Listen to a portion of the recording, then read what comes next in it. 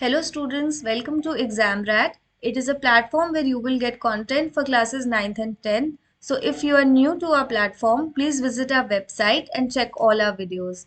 I am Disha and I'll be teaching you biology for classes 9th and 10th. So today we are about to begin with part 2 of the chapter Improvement in Food Resources. So let's start. Farming ranges from small to very different farms. So in short, farming में सबसे ज़्यादा important क्या है? Money है, because the farmer has to have money to adopt certain agricultural practices, right? So the input of the farmer is very very important. Input जो है उसका वो किस पे डिपेंड करता है? उसके मनी पे. So according to that we have no cost production, low cost production and high cost production practices. Thus, the farmer's purchasing capacity for inputs decides cropping system and production practices. यही हमने अभी पढ़ा. Therefore, production practices can be at different levels, जिसका नाम है ये 3 categories, which is no cost, low cost and high cost. Now, in this chapter, we are going to particularly study about crop production and crop protection.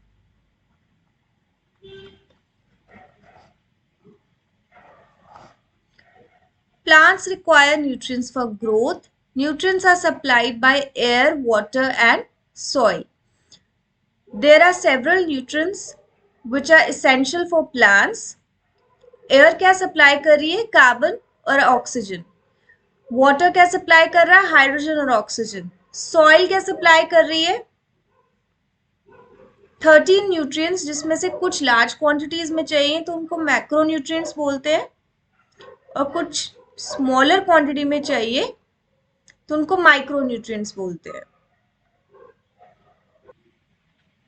Okay, so large and small quantities decides कि उसका क्या नाम होने वाला है. जो भी nutrients large quantities में चाहिए वो मैक्रोन्यूट्रिएंट्स है, और जो स्मॉलर क्वांटिटीज में चाहिए वो माइक्रोन्यूट्रिएंट्स है. सॉइल में कौन से मैक्रोन्यूट्रिएंट्स हैं? ये सारे हैं. नाइट्रोजन है, फॉस्फोरस है, कैल्शियम है, मैग्नीशियम है, सल्फर है.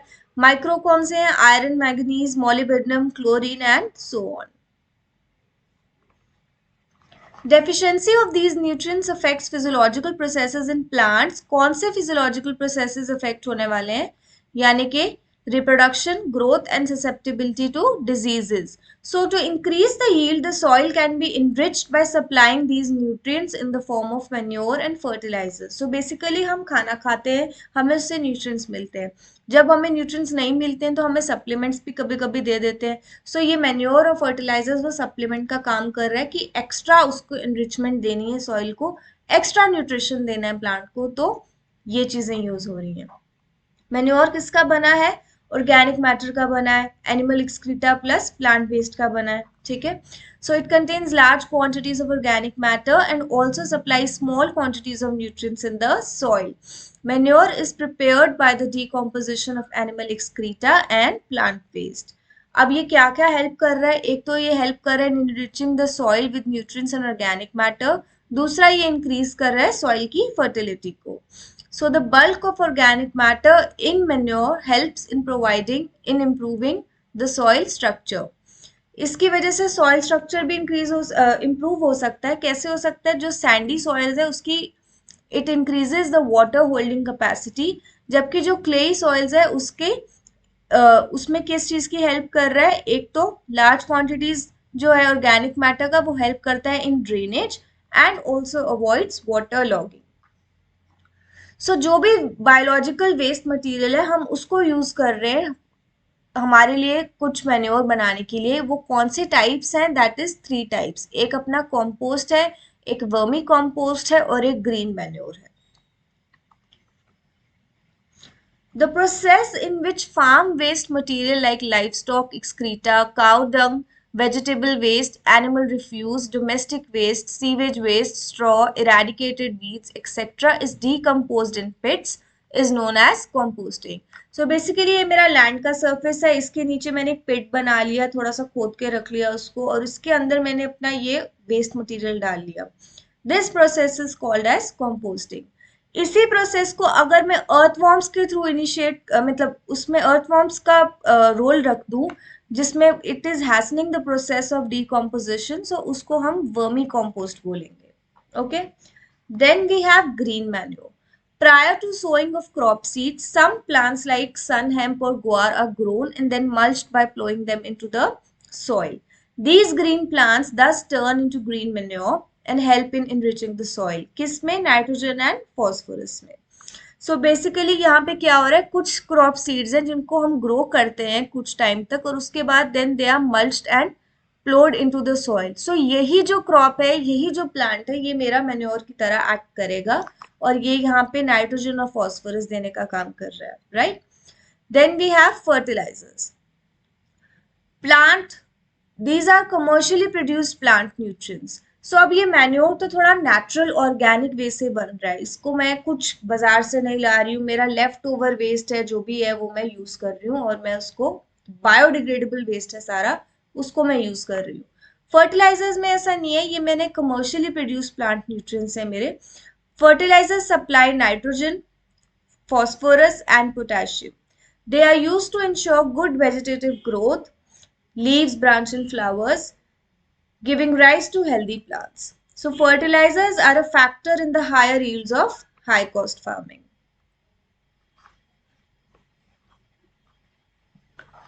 Fertilizers should be applied carefully.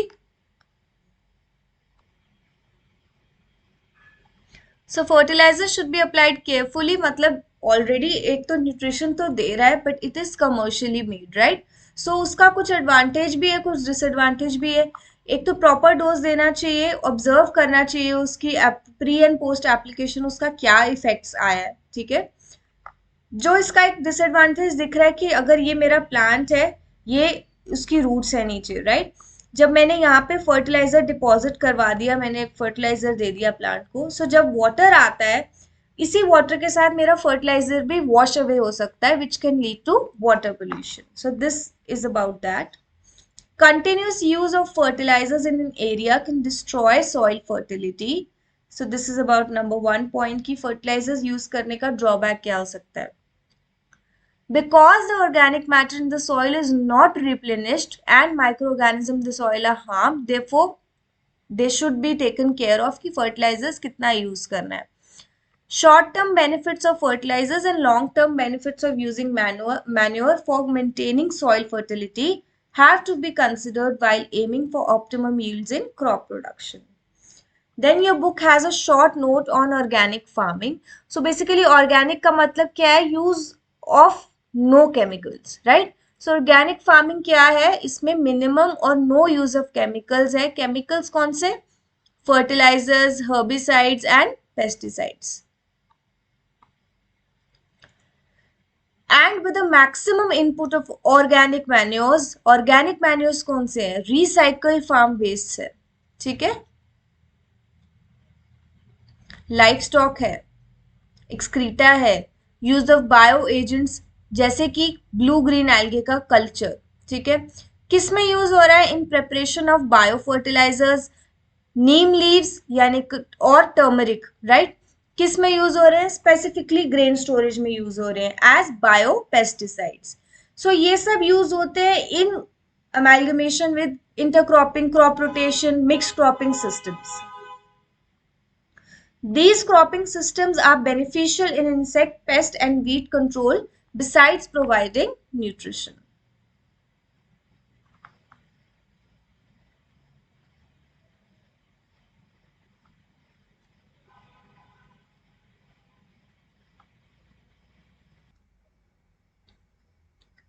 Then we have irrigation. So basically irrigation,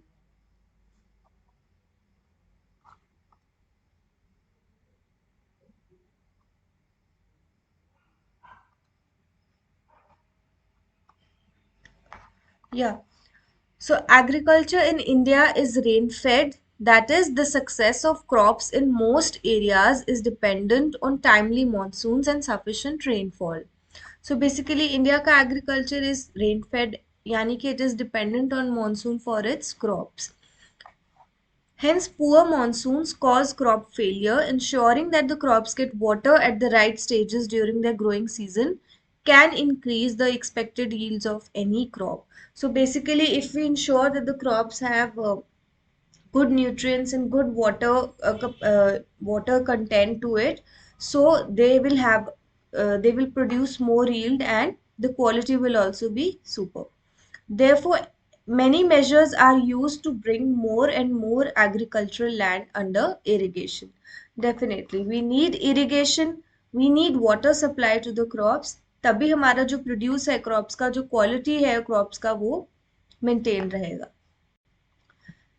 Then next you have a short note on droughts. Droughts क्या होते हैं? It is totally opposite of giving water to someone. यानी कि droughts क्या होते हैं? जब बिल्कुल ही water की जो availability है वो नहीं हो पाती है. There is scarce water or there is irregular distribution of rains. So that causes droughts. Drought poses a threat to rain-fed farming areas where farmers do not use irrigation. So कुछ ऐसी जगह है जहाँ पे वो irrigation say they are not using irrigation as a part of the water providing facility. Instead they are dependent on rain, कि जब बारिश आएगी खेत को अपने आप पानी मिल जाएगा, right. So drought is such a thing जो ऐसे एरियाज के फार्मर्स को एक बहुत बड़ा थ्रेट दे देता है. Light soils have less water retention capacity. In areas with light soils, crops get adversely affected by drought condition. So उन soil की water retention की capacity वैसे ही कम है, ऊपर से drought आ गया, पानी नहीं मिला, so crops get adversely affected. Scientists have developed some crop varieties which can tolerate drought conditions. Now we talk about some kinds of irrigation system जो कि agricultural lands को benefit दे सकते हैं depending on the kind of water resource available around them. So these are wells, canals, rivers and tanks. So there are two types of wells, namely dug wells and tube wells. Dug well में क्या होता है? जो water bearing strata होता है वहां से पानी इकट्ठा कर सकते हैं. लेकिन ट्यूब वेल्स में क्या है? They can tap water from the deeper strata. और डग वेल्स में क्या है? Water bearing. Water is lifted by pumps for irrigation. Now we have canals. This is usually an elaborate and extensive irrigation system. In this system, canals receive water from one or more reservoirs or from rivers. So ये मेरा अगर canal है, canal के पास water कहाँ से आ रहा है? ये river से आ रहा है, ठीक है. इसी canal को मैं divide कर दूंगी into branches और branch canals. जो डिवीजन के बाद मेरे पास छोटे कैनाल्स आ जाएंगे उनको मैं डिस्ट्रीब्यूटरीज बोलूंगी, ठीक है. ये जो डिस्ट्रीब्यूटरीज हैं ये जाके इरिगेट करेंगी फील्ड्स को.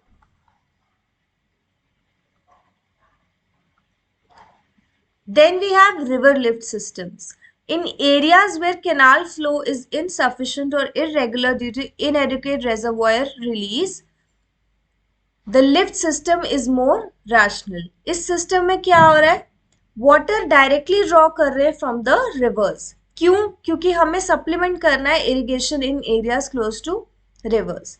सो this is about that. Then we have tanks. Tanks are small reservoirs जो कि स्टोर करते हैं the run off smaller catchment area. So basically they are for smaller areas.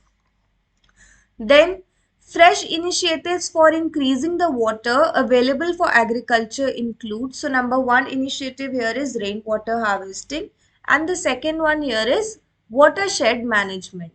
इसमें क्या कर रहे हैं? They involve building small check dams which lead to an increase in groundwater levels. So check dams क्या कर रहे हैं? जो रेन वाटर जो गिरता रहता है उसको रोक लेते हैं from flowing away, ठीक है. And they also reduce soil erosion. So this is about check dams. Increase in water level होता है, they stop rain water and also reduce soil erosion.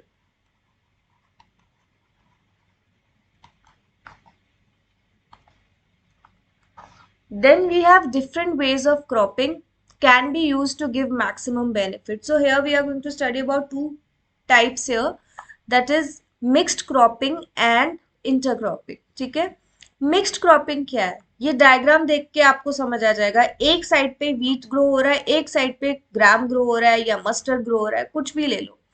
So mixed cropping is growing two or more crops simultaneously on the same piece of land. जैसे कि कुछ set combinations है इनके पास, like wheat plus gram और wheat plus mustard और groundnut plus sunflower. So this is a combination that they have given. इसके अलावा और बहुत कॉम्बिनेशंस हो सकते हैं, बट द कॉन्सेप्ट इज कि एक लैंड का पीस लेके उसमें एक साइड कुछ ग्रो कर रहा है, दूसरी साइड कुछ और ग्रो कर रहा है. इससे क्या होने वाला है, this reduces risk and gives some insurance against failure of one of the crop. So let's say मेरा ये वाला प्लान जो है ये फेल हो गया, सो आई हैव बैकअप, ये तो चल सकता है, right. So this is about that. Okay, so then we have intercropping. It is growing two or more crops simultaneously on the same field, लेकिन कैसे, एक डेफिनेट पैटर्न में. वो पैटर्न क्या होने वाला है, एक few rows of one crop, few rows of another crop. ठीक है, सो ऐसे लेयरिंग चलता रहता है रो बाय रो. इसके भी कुछ एग्जांपल्स है हमारे पास, जैसे सोयाबीन प्लस मेज और फिंगर मिलेट प्लस काउपी लोबिया and many more will be, I am sure. The crops are selected such that their nutrient requirements are different. Now, this is a point that we need to remember. This ensures maximum utilization of the nutrients supplied and also prevents pests and diseases from spreading to all the plants belonging to one crop in a field. So, this way both crops can give better returns. Now, ये मेरे पास एक structure है, one crop to crop है, it's very clear, right. मेरे पास एक ये material है, से this, okay, this nutrient, and I have this nutrient, एक स्टार शेप न्यूट्रिएंट है. ठीक है,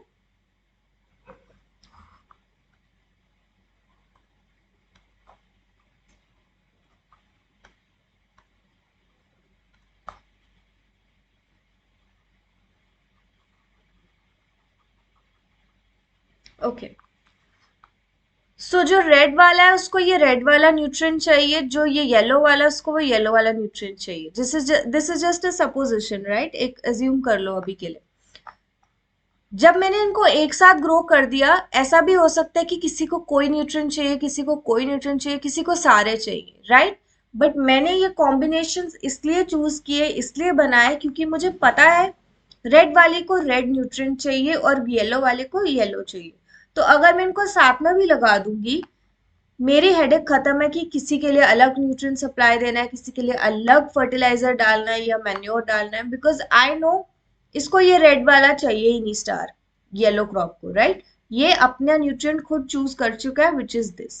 so that way there is no competition among crops for nutrients. Then the growing of different crops on a piece of land in a pre-planned succession is called as crop rotation. Okay. Crop rotation is done for different crop combinations.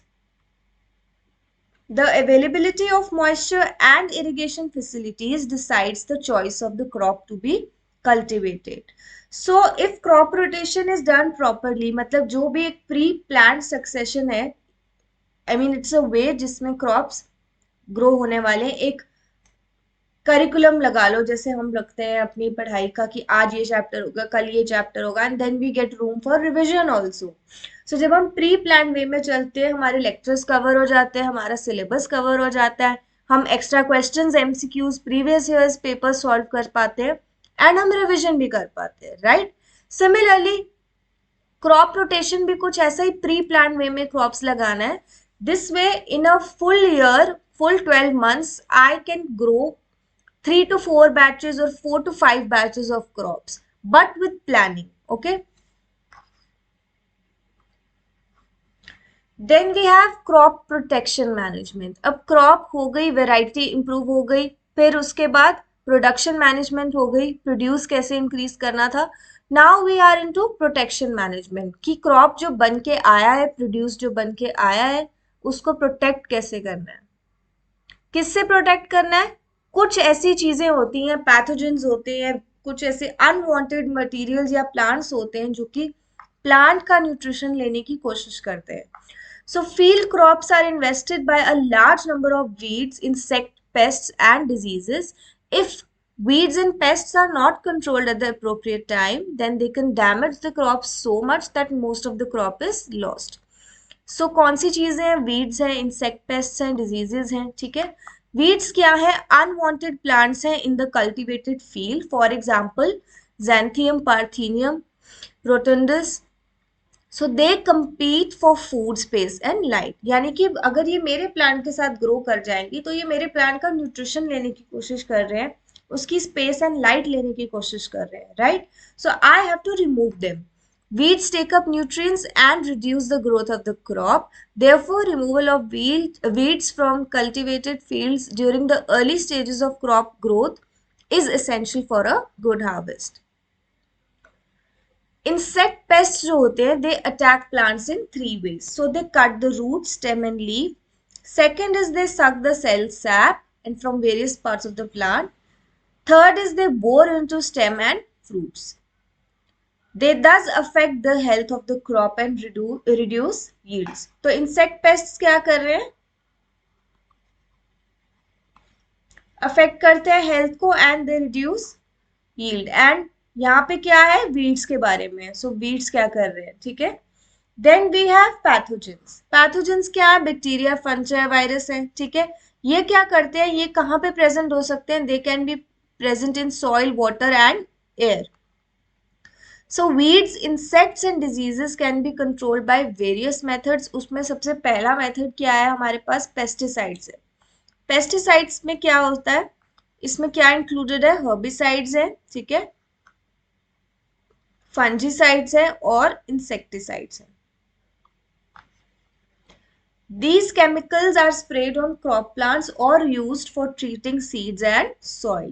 So excessive use of the chemicals can always be harmful. Excess of everything is bad, right? So these can become poisonous to many plant and animal species and cause environmental pollution.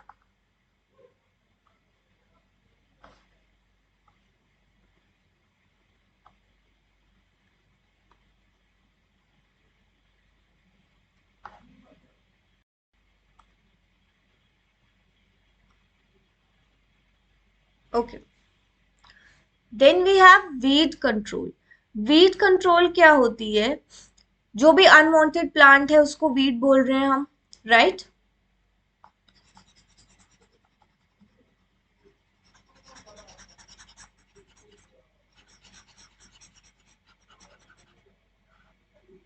Okay, एक इसमें आपका आ जाता है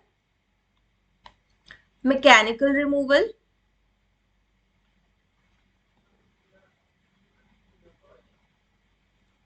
ठीक है। Then they have preventive methods. Preventive methods क्या है? Proper seed bed preparation, timely sowing of crops,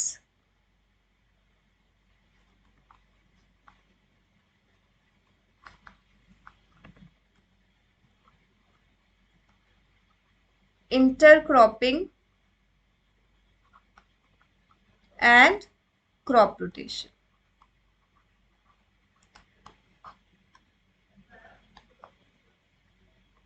So ये सब पॉइंट्स है प्रिवेंटिव मेजर्स के, ठीक है।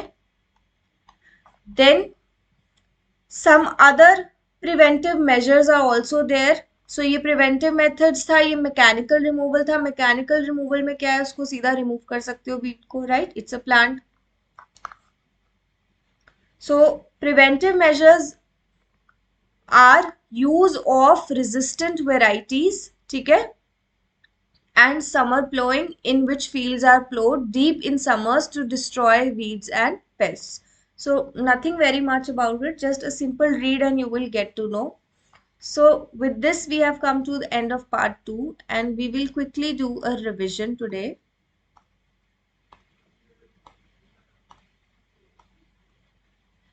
Okay. So improvement in food resources. Today we were talking about crop production management and crop protection management. So crop production के लिए सबसे पहले जरूरी क्या है, फार्मर के पास मनी होना चाहिए, इनपुट होना चाहिए, ताकि वो किसी चीज में इन्वेस्ट कर सके, ताकि वो कुछ क्रॉप प्रोडक्शन जो है उसके लिए जो भी प्रैक्टिसेस रिक्वायर्ड है, whether irrigation, whether fertilizers, whether manures, उन चीजों में इन्वेस्ट कर सके. So there are 3 types to it: no cost production, low cost production and high cost production. Then plants require nutrients for growth, ठीक है. Nutrients कैसे हो सकते हैं, लार्ज, स्मॉल, मैक्रो, माइक्रो, ठीक है. लार्ज स्मॉल मतलब कि कितनी क्वांटिटी में चाहिए, उसके हिसाब से न्यूट्रिएंट्स को क्लासिफाई किया. So air will provide you with carbon and oxygen, water will provide you with oxygen and hydrogen, soil will give you macronutrients with what nutrients? Magnesium, calcium, sulfur, potassium and nitrogen. Then we have micronutrients जो कि soil दे सकती है, like iron, manganese, zinc, copper, molybdenum, chlorine and etc. Then deficiency of these are going to form some physiological effects in plants which will show in reproduction, growth and susceptibility to diseases. So जब हम yield increase करेंगे, हमारी soil को enrich करना भी जरूरी है. enrich किससे करेंगे, कुछ supplements देंगे, कुछ अच्छी चीजें देंगे जिससे उसकी growth बहुत अच्छी हो जाएगी, right? So वो क्या है, manure and fertilizers. अब manure तो organic है, लेकिन fertilizers जो है वो commercially produced है, right? मैन्योर की 3 टाइप्स हैं, compost and vermicompost, and second is green manure.